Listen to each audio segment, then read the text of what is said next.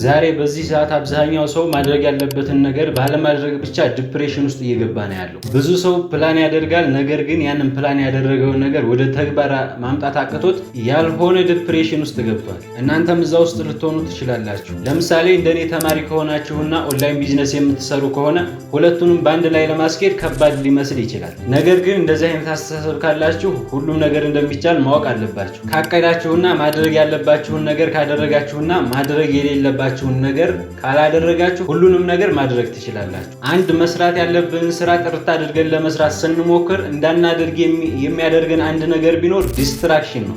ለመጥቀስ ያክል በዙሪያችን ያሉ ሰዎችንና ሶሻል ሚዲያን መጥቀስ እንችላለን። ነገር ግን አሁን የምነግራችሁን ነገር ተግባራዊ ማድረግ ከቻላችሁ ፕሮዳክቲቭ አለመሆን አትችሉም። ወደ ቪዲዮ ከመግባታችን በፊት ይሄ ቪዲዮ የመጀመሪያ ቪዲዮ ስለሆነ ስለራሴ አንዳንድ ነገሮችን ልንገራችሁ። ሚፍታህ እባላለሁ። 12ኛ ክፍል ተማሪ ነኝ እና ከትምህርት ጎን ለጎን ኦንላይን ቢዝነሶችን እሰራለሁ። ፍሪላንሰር ቪዲዮ ኤዲተር እና እንደ ሜንቶር ሆኜ እሰራለሁ። በተጨማሪም ቲክቶክ ላይ ኮንቴንት ክሬት አደርጋለሁ። አሁን ላይ ደግሞ የማውቀውን ነገር ለእናንተ በሰፊው ለማካፈል ዩቲዩብ ላይ ኮንቴንት ጀምሬያለሁ ማለት ነው። ስለዚህ ይሄንን ቻናል ፎሎ እና ላይክ በማድረግ ስለ ኦንላይን ቢዝነስ ከመጀመሪያው ጀምሬ አሁን የምሰራቸውንም ወደፊት የምሰራቸውንም ከመጀመሪያው ጀምሬ የማቀርብላችሁ ይሆናል ማለት ነው። ወደ ዛሬው ቪዲዮ ስንገባ መጀመሪያ ላይ እንደጠቀስኩላችሁ ልክ እንደ አብዛኛው ሰው ነገሮችን አቅጄ ያለማድረግ ችግር ነበረብኝ። ነገር ግን ብዙ ሪሰርቾችን ከሰራሁ በኋላ ስለ ፖሞዶ ቴክኒክ ሰማሁ።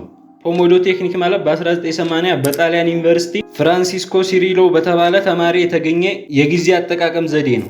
አሁን እንዴት ነው እናንተም መጠቀም የምትችሉት የሚለውን ስቴፕ ባይ ስቴፕ አሳያችኋለሁ። ፖሞዶ ቴክኒክን ለመጠቀም መጀመሪያ ታስክ መምረጥ አለባችሁ። የምትሰሩትን ስራ መምረጥ አለባችሁ። ለምሳሌ ስኪሎችን ለመለማመድ ሊሆን ይችላል፣ ወይም ስራ ለመስራት ወይንም መጽሐፍ ለማንበብ ሊሆን ይችላል። መጀመሪያ ላይ የምትሰሩትን ስራ ትመርጣላችሁ ማለት ነው። ሁለተኛ ላይ የሚሆነው ስንት ፖሞዶ ቴክኒኮችን ለመጠቀም እንዳሰባችሁ መወሰን ነው። ለምሳሌ የአንድ ሰዓት ፖሞዶ ቴክኒክ 25 ደቂቃ ስራ 5 ደቂቃ እረፍት ይሆናል ማለት ነው። በአንድ ሰዓት ውስጥ 2 ፖሞዶ ቴክኒኮችን እንጠቀማለን ማለት ነው።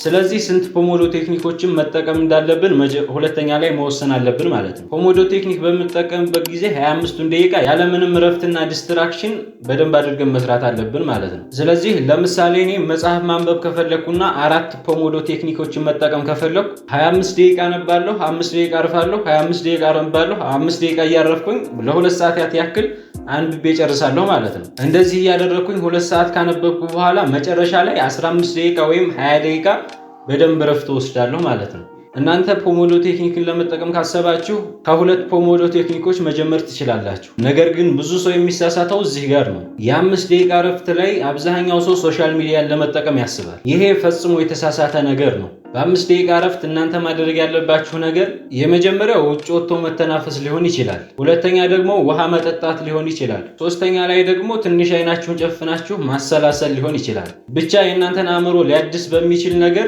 ዲስትራክሽን በማያደርግ መልኩ መተግበር ማለት ነው። ሶስተኛው ደግሞ ክሊር ዲስትራክሽን። ይሄ በጣም ወሳኝ ነገር ነው። የፖሞዶ ቴክኒክን ለመጠቀም ግዴታ ዲስትራክት ከሚያደርጉን ነገሮች መራቅ አለብን። ስለዚህ ኖቲፊኬሽን ኦፍ ማድረግና ብቻችንን መሆን አለብን ማለት ነው። እዚሁ ላይ አንድ ቲፕል ጨምርላችሁ። እንደኔ ፋይናንሻል መጽሐፍ የምታነቡ ከሆነ ወይም ተማሪ ከሆናችሁ እኔ በማነብበት ጊዜ ሄድሴት ተጠቅሜ ብራውን ኖይስ አዳምጣለሁ። ብራውን ኖይስ ለማግኘት ዩቲዩብ ላይ ብራውን ኖይስ ብላችሁ ሰርች ስታደርጉ የተለያዩ አእምሯችንን ፍሪ ሊያደርጉ የሚችሉ ድምጾች ይመጡላችኋል። እነዛም መጠቀም ትችላላችሁ። ስለ ፖሞዶ ቴክኒክ አጠር አድርጌ ያስፈልጋሉ የምላቸውን ነገሮች ለማንሳት ሞክሬያለሁ።